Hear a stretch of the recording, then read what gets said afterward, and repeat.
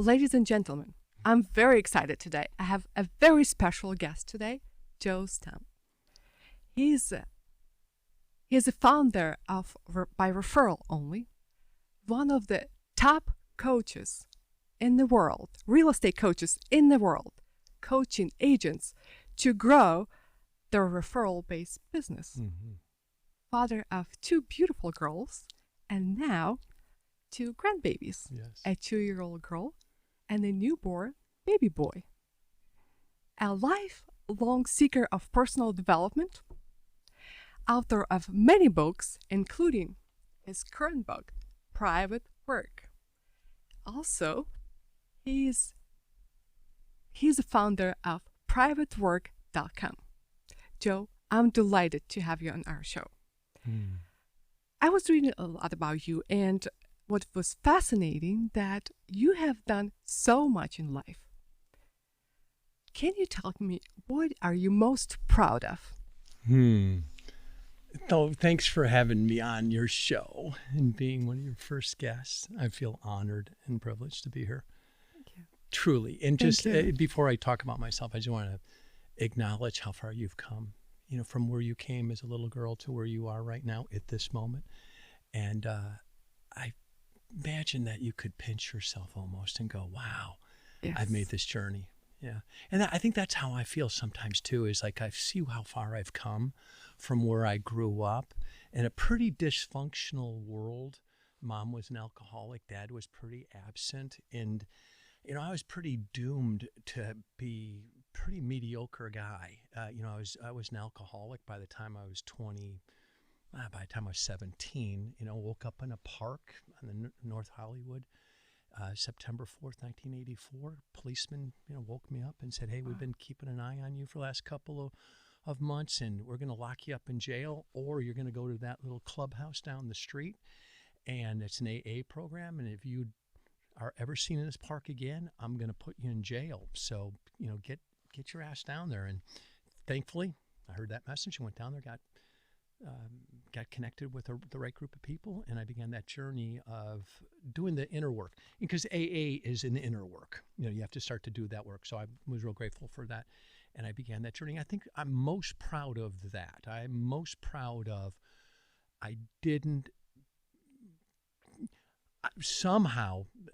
it's a blessing, it's beyond me, but I heard the call. And I did listen to it. I have a brother who didn't, who went off and committed suicide. Wow. He couldn't get it, and I'm grateful that I got it. I think I'm more grateful than proud that I was able to hear that message. But now in reflection, I go, you, Mr. Joe, have done some real work. So congratulations. And it's just beginning. Every day it's just starting a new path. So I think that's what I'm most proud of is internally. Is that I've been able to climb out of the patterns that my mom had and my dad had, and kind of craft a life that is authentic to me, not a repeat or a different version of their life, like you've done. Yeah. So I think that would be my biggest accomplishment, or what I'm most proud of. I love that. I love that. I have to admit, because when I was thinking about I want to interview big people, and then just in general, just human being, just to know about. Right. And then when you think about it, it's one thing, but when actually comes to talk to people, you're like, oh my gosh, what did I sign up to? It's always, but I think that the biggest part is to overcome those things, or overcome those fears that you have, and then just go to a different level and push yourself to go to the next level. And I think the biggest part for me was investing in myself and learning who am I and what I am actually capable of. And I know you have done a lot with your body, and you did a lot with the Kokomo camp, and to the work that you did with your body. Could you tell me more about why actually did you push yourself at 54 to go through that journey of working so hard and compete with the young people, and going through that process of what actually how you started, and then what was your experience to going through that journey? Just go a little backwards. When you were growing up, you probably had an insatiable appetite to learn and to grow. Like you just Exactly. like, yeah. And For so sure. that's kind of was innate in me too. Even when I was drinking, I remember I would get all my personal development books together and I would go out to the park with my 12 pack and my vodka and I would sit and read Think and Grow Rich. You know, like I was, it's been like in me even prior to, getting sober. So I've had that desire, which is innate in me, and I can see that it's in you, and it's a real blessing, and it's a curse because you're pushed all the time. Yes. And so the experience with the Navy SEALs. I lived across the street from a place called SEAL Fit with Mark Devine, and I've been an athlete for a good portion of my life. But I was at the age of 54. I was in the process of reinventing myself, reinventing my business, and reinventing who I wanted to be. And Mark Devine invited me, I think more from his perspective. He thought, boy, I'd love to have an old guy make it through this, because he was trying to attract people to come into his program. And if he could get an old guy through, it might be an entry into a marketplace. And I didn't see it through that lens, but in reflection, I could see that. And so he invited me to give it a try. He said, I will help you through this. Nobody's ever done it at your age, but if we could get you enrolled and go for it. And so I spent a year training, moved in with the SEALs in that facility, had a bunk at the place there and spent 5 days, 6 days a week training with these 22, 23-year-old guys, 8-9 hours a day to get ready for it. And I loved every minute of it. It was phenomenal. And then they had the experience, the actual camp, going through the 54 hours of uninterrupted training, was relatively easy because we had done so much preparation for it. We gotten ready. I don't want to say easy, but it was undeniable. I would make it through it. The guys that went through the camp, the Kokoro experience, that didn't get the privilege of doing the type of training I had, they didn't make it. And it's all preparation. It was all getting myself into a place where physically, mentally, spiritually, emotionally, that I was like not going to quit no matter what. And it's Hell Week. It's what the Navy SEALs call Hell Week.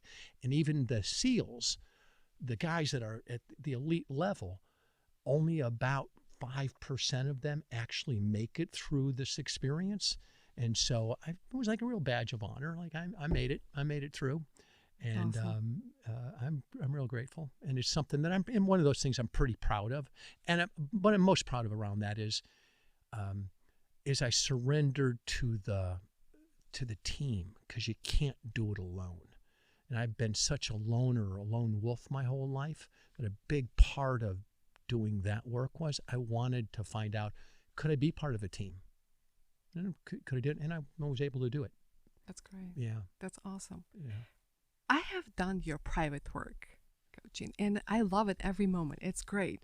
So I feel like it's the moment of preparation for better life, because all of us are seeking to have better life. And then just the amount of work you put it into this program, and then the way you guide, and then the way you design every single page is just fascinating to see. And can you tell me more about like what actually made you to start this, and then how come you become with this idea? I mean, like how this idea was born to create this for the people, because I think it's absolutely magical and makes a big impact on humans' life. Yeah, thank you for seeing that. I appreciate you saying that, and that you can see the love that's gone Absolutely. into that. Yeah, Yes. thank you, because it's where I'm coming from in the creation of that is, out of all the work that I've done in my life and all the products that we've put out there, this is the one piece that it's like my legacy piece, and it started. Well, it's been going on my whole life, but the process started to unfold when I went to India. And I spent some time at Sri Bhagwan's Oneness University, which is in Chennai, India. And it's a place where you go to learn Eastern philosophy and how to merge it into a Western belief system. And a good friend of mine, Tara, Dean knows, Tara invited me to go there. Tara's a world-class seeker. She seeks out everything. So she says, come on to India with me. So we went out there, And it was 21 days of holotropic breath work, which I love breath work.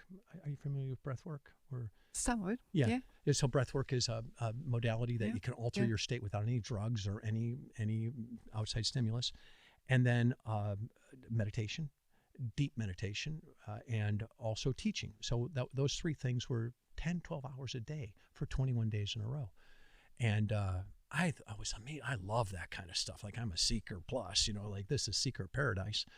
And I got there, and on day 15 or 16, I was about to quit because the diet was curry, and I don't like curry. I'd lost about 10 or 12 pounds, 15 pounds, and it was like I couldn't lose that.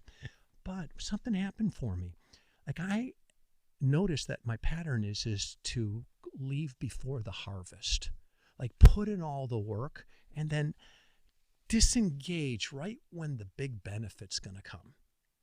And here I was confronted again, day 15, 6 more days to go, and I'm about to leave. Now, it looked really good reason to leave. I'm not well Feeling physically. well. Yeah, but there's always a good reason. So I went into that day, into the breath work, and it was like the prayer was, hey, I need some help here because this is a pattern in my life. I'll have great relationships, and then I'll leave right before the miracle occurs or something. And I don't want to call it quitting because I'm not quitting, but I find a way to exit out. Right.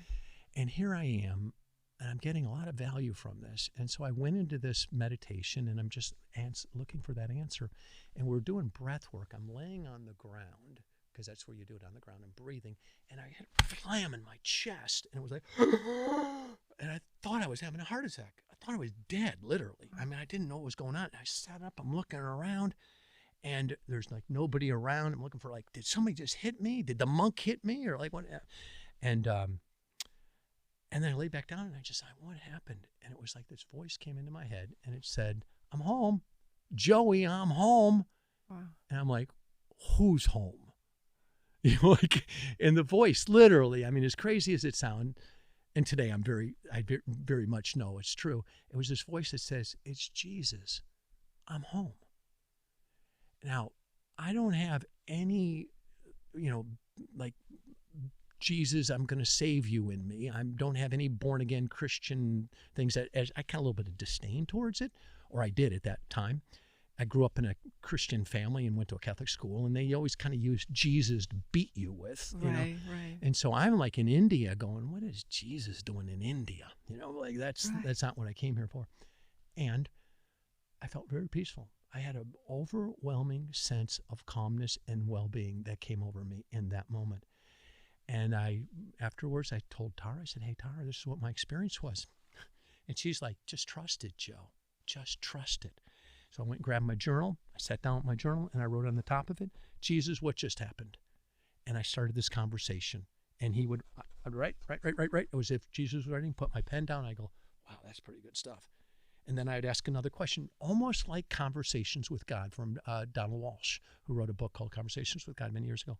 And it was like I had this 3 or 4 hour conversation, 8, 9 pages with Jesus in the gardens in India. And it was this sense of, I now have someone to talk to. Because my head is just so freaking active all the time, and I didn't have any place to direct it. It wasn't organized. It wasn't in conversation. It was in conflict. A very strong inner critic, a loud, noisy, you're a piece of shit, you're no good, and it was like the driving anxiety behind all my success was to prove that I was somebody. And this was the first time I was actually having an experience that voice quieted down, and now I'm having a totally different conversation. Wow. And I was like, I want to continue this. So, for the next 3 years, I just spent every day, a couple hours journaling. And then I wanted to turn it into something I could teach, and it unfolded over time. Went back to school, went back to college. I got my degree in spiritual psychology and got a deeper understanding of what was happening, like in the internal dialogue. Like I got the psychology behind it, and so I better understood that. Started studying Gestalt, started studying Jungian therapy, and out of that, I created this algorithm that is now called PrivateWork. And then I wrote this book, PrivateWork Self-Coaching, How to Cultivate insightfulness. And right. and now we built the whole platform for it. And it's like, you have to taste ice cream to explain what it is, and it's something you have to do. But for your listeners, PrivateWork.com is absolutely free. You just go over there, sign in, set up an account, and then let it guide you. Let it speak to you. You know, find your way through that, and we have a variety of different playlists that people can work through, you know, depending on what is the opportunity that they want to grow into. I love that. I love that. Your story just makes me goosebumps, you know? It's just like so fascinating to hear all of that. And I think like, I see that in you, that you're probably like a natural teacher. Like, did you always be like love teaching and love to teach people? I think so. You know, Mikhail Csikszentmihalyi in his book Creativity talks about, you know, the essence is, if you want to find out where your creative genius lies, look at your childhood, which was natural. What did you just gravitate towards? And I didn't have a big memory of this, like when I look back, because most of my childhood was, I was trying to figure out how to survive day to day. But I do remember my mom was a school teacher and my dad was an entrepreneur. And I loved how my mom always walked around with a book in her hand. Now, she never read to us, but she always read. And that's what I remember as a child. And I would love to watch my mom, like she'd be at the stove cooking and she's like reading as she's cooking, you know. Wow. And that was all her time. She'd be nursing a baby and reading. She actually went back and got her doctorate degree when she was like 47 years old and she had like 9 kids. So I love learning. She taught me how to learn. And she was a school teacher. And my dad was an entrepreneur. And it's just so ironic that I started a company that I teach, you know. Right. It's like I'm a business guy who's a teacher, you know. The integration of both of my mom and my dad. I love that. Yeah. Yes. Yeah. So I'm just tapping more into just embracing, I want to teach. And I've always been teaching. I've been teaching. And the word coaching has kind of become a trendy word, but I'm more of a teacher and a guide. Right, and, you know, sharing my like your experiences. Absolutely. And I think you mentioned something really important, that the conversation our heads sometimes can kill us, you know, sometimes can drive us. And then we just make such actions that, I mean, obviously we have to go through the learning process and learn that. If we don't learn the lessons, we're going to go through the process again and again. And then life will just bring that lesson over and over until we actually understand why we do what we do. But can you show a little bit more of what actually if I sign up, if I'm new, I have no idea what is the PrivateWork, how actually would help me to go through the program that you created, and then learning how actually would it impact my life? Well, I'd ask you 3 questions to start. Number 1, is it important to you to have a deeper understanding about that conversation that you're having all day long with yourself, whatever it is what you eventually bring about? So what you talk about, you bring about eventually. Is it important to have that understanding? Yes, absolutely. So that's a beginning point. Now, most people don't have that awareness. I remember when my little daughter, Olivia, my youngest daughter, Olivia, said, when she was about 14, she said, does everybody have that conversation going on in their head all the time? I hear this voice all the time. I don't believe that a lot of people have that awareness that there's an inner voice, that we have many selves. So if you understand that we have many selves, I have an inner critic, and I also have a very compassionate, loving part of me. I have a pusher self that pushes me. Then I also have a do-nothing self. And so I have all these sub-personalities that live within me that are vying for my aware self to listen to. And so if you have that sense of knowing, PrivateWork is a place where you can have a conversation with those voices on paper, so they're both acknowledged and, for many of them, very much disowned. So, for example, I have a part of me that is a very independent part, independent Joe. And it started early. You know, when I was young, I would, 8 brothers and sisters, and I would get dressed, go to school on my own, make my own lunch, and my mom would always say to me, be like little Joey. He takes care of himself. I don't have to take care of him at all. And she was teaching me, don't rely on anybody. Take care of yourself. You're going to be fine on your own. Become fiercely independent. Actually don't need people. And so that got woven early. So as I did my private work, I saw that how I would attract people who would need me, like over need me, in order to bring some balance into my life. Right. And so when I had that awareness, and continue to have that awareness through private work, through noticing, the disowned part of me. The disowned part of me is dependent Joe. Like I need you. I need you to hold me. I need you to talk to me. I need you to love me. I need you to care for me. And I noticed that I would attract people into my life who wouldn't give me that, but they would need me. Mm-hmm. Mm-hmm. But what I needed was somebody I needed. Right. And so those two voices, independent Joe, are kind of in conflict. So what private work does is help brings them into equilibrium, not get rid of them, but to be aware that this could be disowned. Yes. And how can I just bring it into awareness and have a conversation with it? And so I think the really good questions and somebody guiding you, they can help you explore those parts of yourself and connect deeper with your inner self. And so that, if you said that that's important. So that's like a key piece. Like if you understand that. And in the book, I actually have a little assessment that I ask people to take, and I just, because it isn't for everybody. It's like the Course in Miracles. If you've ever heard of that before, the Course in Miracles. Course in Miracles has an opening line in the book. It says that the Course in Miracles is for everybody, but it might not be the right time for you right now. Absolutely. I agree with 100%. And that's okay. And that's okay. As long as you want to. And then I have to say that I went through in life the same journey pretty much, because I was very independent. But then the life guided me to learning that actually it's okay to accept help. It's okay to have help. It's okay to ask for help. And then when I was actually forced to learn that. It wasn't voluntarily, because I always want to be independent. I will always want to do and then just be on top. But when I went all the way to the bottom, I learned how to actually ask for help. How to accept help. And then that is deep, because when you actually understand that there's a balance in life, it's just so much easier to live life versus just, to be there who always independent, or someone who always asks for help. Right. Yeah. And that's a whole nother self, the self that will figure it out on its own out of pride, versus the other one that is, insatiably not willing to figure it out. Will you help me? The needy part of me. And there is a balance between these two. Absolutely. But they're both necessary parts of myself. Exactly. And so private work is bringing those parts, all the parts of yourself, into equilibrium.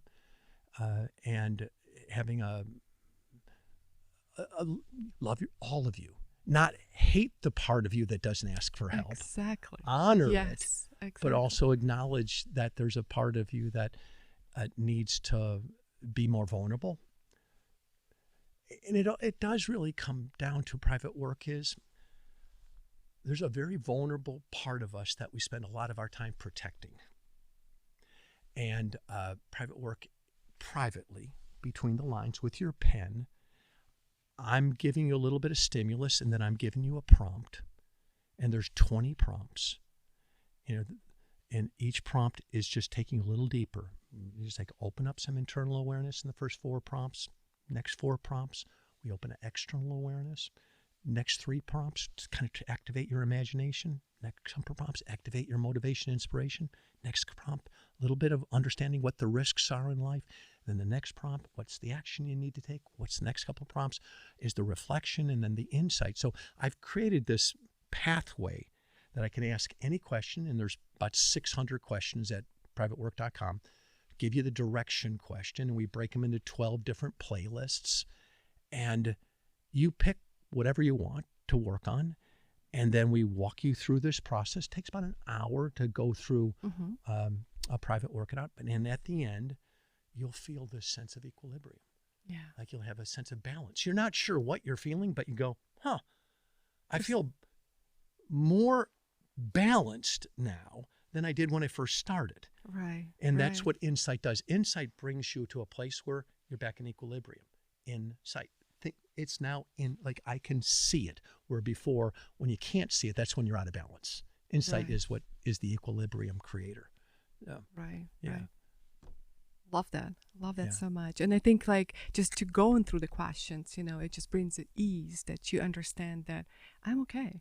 It could be, you know, like I know how to handle these things, you know, and then that's what is amazing, you know. Yeah. What would you say? What would like? Obviously, you're a disciplined guy, going through the challenges that you went through in life. But what would you say? What was the best quality, or what was the most important quality that you have in yourself that contributed to your success?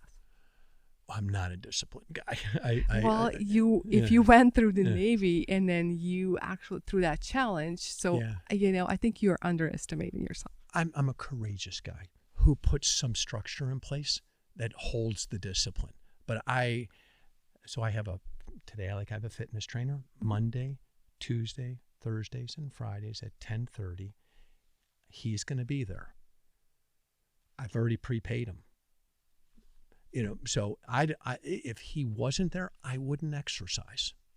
Well, that's good. I mean, it's always like whatever works, you know, if Right. that's what makes you be a discipline. But I still believe that because there's a lot of people who not even go through that journey. They don't want to like prepay. They don't want to go that way. So like, I still consider that, you know, at the way that you. I guess you could say, I get, but I'm saying like my natural inclination is not to wake up and go off and be, you know, like I need boundaries, and I need rules, and I need things that are set up. So, so my schedule every day, you know, has structure to it. So I have a 9 o'clock call. I have my 10:30 workout. I got a 1 o'clock call. And then on certain days I have a 3 o'clock call, and it's all there, and people are waiting for me to show up. So I don't have a choice in that. And so it doesn't matter how I feel, I have to move in that direction. And the distinction that I make is that if I don't have that in my calendar, my feelings determine whether I'm going to do it.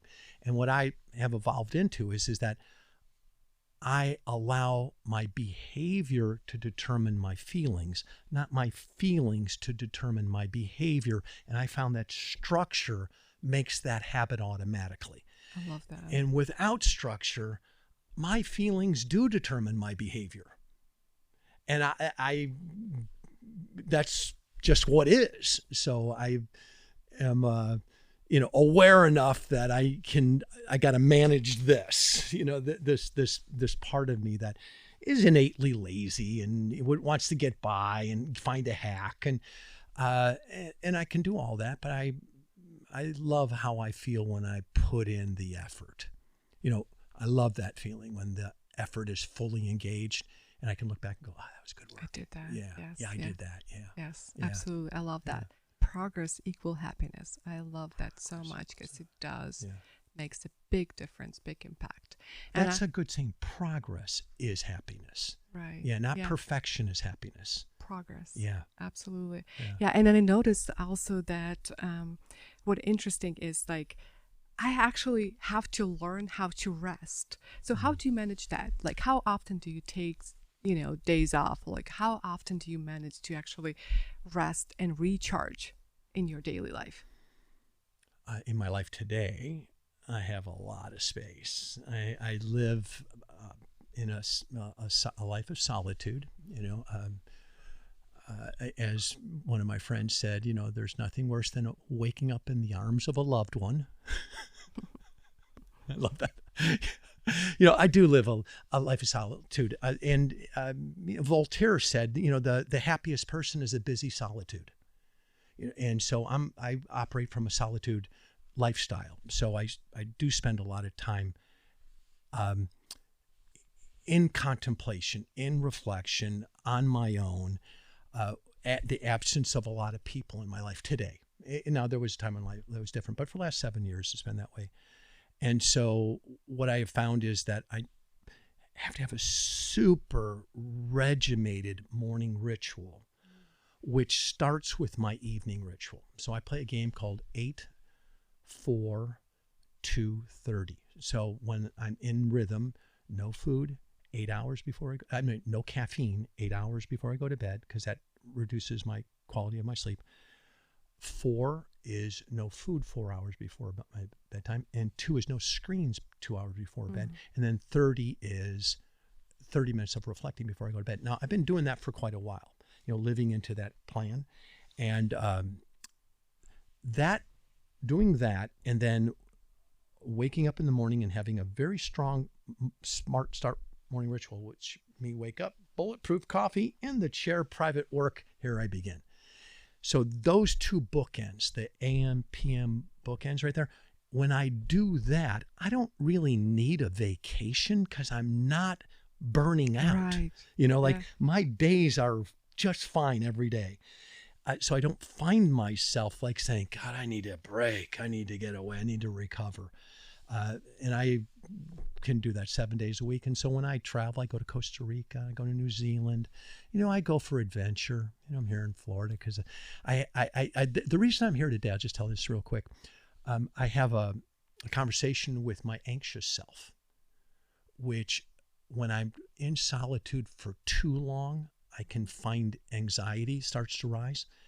And what I'm actually doing is ignoring Adventure Joe. And Adventure Joe is a really important part of me. And if I don't pay attention to Adventure Joe, Anxious Joe gets really strong. And so I was literally doing a meditation in my sauna, and I invite Anxious Joe to come in. And Anxious Joe has some really important qualities because anxiety really gets me to do work. But then I notice I'm going, anxious self, the opposite of you is who? And I just sit with that, and it's Adventure Joe. And what I recognized was I had a long period of time where I hadn't had any really adventure. And that's where it came to me. I wonder, if it's time for a trip to Florida, go on an adventure. And that's why I'm here today. This was the gift from Adventure Joe. Anxious Joe would rather have me stay home alone, not talking at me, and keep on building anxiety up. And now I can feel like I'm going home today, and I feel like I'm back in balance. And I'm really grateful for those two parts of myself. So given that, I don't really have to think about what I need to recover, what I need to do to burn out. There's where I am today. So does that make sense? Totally. No. Yeah. And I love that. Thank you so much for sharing that, because I think it's so important to understand, because we have so much information these days. Like we are so caught up to the things like achieving things, doing things. And then if we don't take time to reflect and rejuvenate on a daily basis, like it's definitely comes to the point when you burn out, when you don't want anything. And I think it's so important to understand, and especially I'm fascinated to hear how successful people, how actually you're going through the daily life, how you live your life, what is your thought process, how you're thinking about things. So I appreciate very much you sharing your your thoughts. Thank you so much. And I would love to know, what is your biggest goal in life? What would you like to achieve during your life? Before it's all over? 1 million people a day doing private work self-coaching. Awesome. That would be my external goal. My friend Milton Merle, who was my mentor, he died when he was 94. He was my first AA sponsor.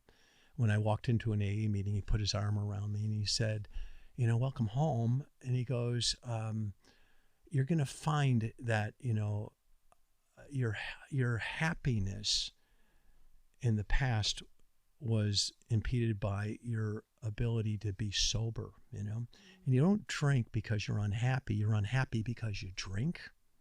And when he said that, it was like, oh, my unhappiness is caused by something I'm doing outside of me to change my inside.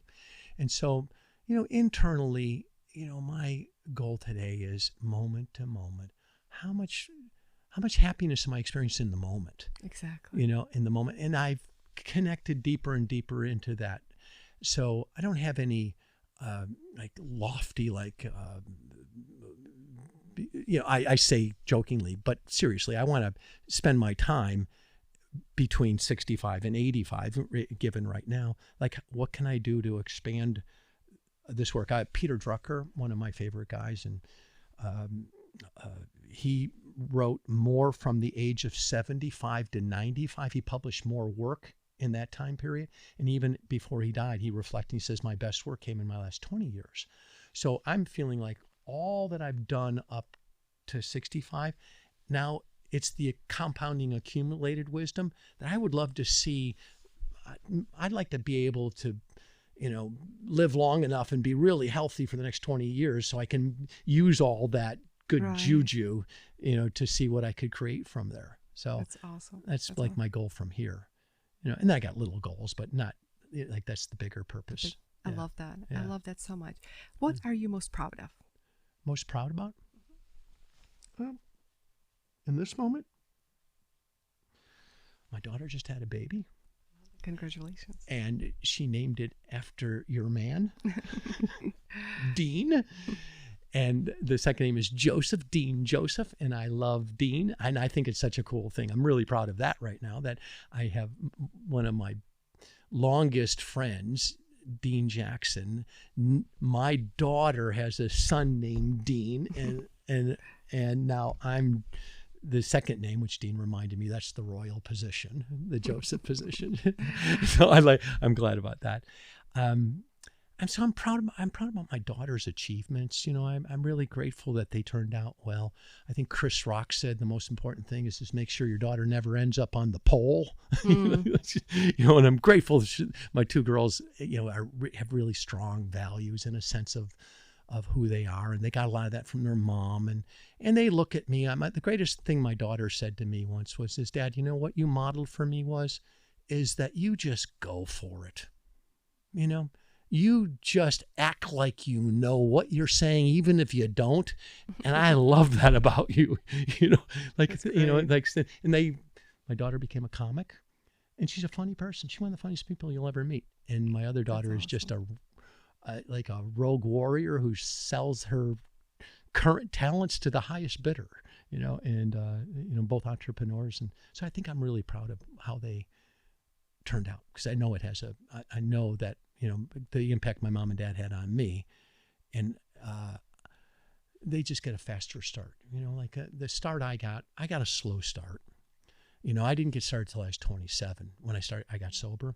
So these kids got to start when they were 10 or 12, or when they were born. Right, they didn't have to go through that shit that I had to go through in order to get going in life. Right, and, people say, hey, you go for it. Everyone has the same chance. I don't know about that. I think everybody has a different starting point.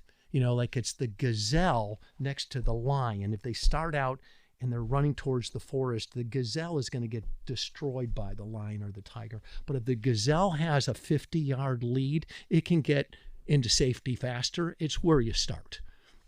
And giving my kids this great start, which they're going to give to their kids a great start. Absolutely. Look how far you came without a great start. Yes. Great start morally and grounded wise, but not all the. Yes, you had to figure out a lot. You had to start. Exactly. You started when? What age? Yes. Like when you say, I really hit the button, and started understanding, what my capability was. How old do you think you were? I don't know. Probably 40. 40. Yeah. Right. Now there's so many people who started when they're 9. Exactly. Yeah, it's like a tennis player who learns how to play tennis at 6, and one who's learning how to play at 16. It is the starting point. Absolutely. So. Yes. And now look at, you gave your son a faster start than you did. Isn't that yes. cool? And it is very cool. Yeah. Yes. It makes a big difference. Yeah. You mentioned something very important about living in present moment. And I think that's like the most important thing that any human can do. How do you manage to live in present moment? Like how do you keep yourself conscious or present to live at the present moment? Yeah, it's a good question. In PrivateWork is a big piece of that for me, because the more I work out my stuff, the quieter that noise becomes. And what I mean by noise, there's a background noise of a refrigerator in the background. You can just hear it, but it's not really interrupting anything, but it's present. Like last night we had the generator going, and it's not impairing my sleep, but I can hear it slightly. And so, and that disturbs the present moment. And it's like, what is possible when there's no noise in the background? Be complete with everybody. Have no communication that's out. It's like it's very difficult for me to be present when I have a relationship that there's incongruency going on, or there's something going on that I haven't completed. And that's a tradition in AA is like, get it handled, clean it up as fast as you can. So for a lot of my life, I had so much stuff going on, with businesses and partnerships and things that, oh my God. And it was like the noise was so bad that I couldn't be present. All I could do was think about myself. And so I think today, because I've done so much of that, private work, sitting for an hour every day, and I have a really good meditation practice, I can see in my private work, like what's out, like what communication is out, what's not complete. And that becomes the highest priority. So if it's in my private work, it might come up and says, like I was having dinner with my daughter and she said this and I felt this way and I didn't say anything, but I'm still feeling like, what did she mean by that? And so the highest priority for the day is quick call to Tracy. Hey, Tracy, when we were having dinner, you were saying this about me. Clarify that for me, because I got this thing going on in my head right now. This is what you meant. Is that true? And we clean it up. And so, how clean can my life be so I can be in the moment? I love that. Yeah. I love that. Yeah. So like as I sit here right now, there's nothing there. I could die right now. And there's nobody would say, yeah, I was pissed off at him when that happened, or, he owed me money, or he bullshitted me on something. In the past, I couldn't have said that. I could say that today. Yeah. I love that. Yeah. I love that. I think it's very, very important to live life like that. So then you're free. Yeah, free. You have nothing to be attached to or be ashamed to or have guilt about or anything. So right. Yeah. And private work will help you uncover, like we were talking before we started recording, the shadow part. Yes. Love that. Because we all have that. We can't deny that we have both sides of us, and then we acknowledge. Right. So I was with a group of young people, and there was this young man who just acted like he knew it all. And I could feel this agitation in my stomach, And I said something to him like, hey, buddy, you haven't been around that long, so drop that story. And when I said it, it was like, the way I said it was condescending towards him. And afterwards, I did some private work around it. I wrote down, because there was a feeling like, what was that all about? Well, he's just a young man voicing his opinion, and I was hypercritical of him. And what I realized is that there's this part of me that feels unheard, unacknowledged, and I just needed to get on top of it, And so that's the shadow part of me. The shadow part of me is the part of me that is terrified to be out of control, terrified that somebody is going to look better than me in a situation where age is different. Like, how could he possibly be as smart as I am? I'm 4 times older than he is. And I worked that out, And I actually made a phone call to that kid afterwards. And I cleaned it up. I said, part of me is I'm embarrassed about how I dealt with that with you. And I apologize for the way. And all I can say to him is it won't happen again. And he was like, yeah, I felt that. Thanks. That's And nice. And it was cleaned up. So the shadow is always there. Absolutely. Yeah. Absolutely. Yeah. And I love that. I Yeah. love that. I think that the very important thing that I found in private work as well, like when you actually think about what do you feel right now, and why you feel that. Yeah. And when you actually sit and write about that and think about that, it makes a lot of difference in your daily life. And you make that as a habit, just thinking about what you're feeling and why you're feeling that way. Yeah.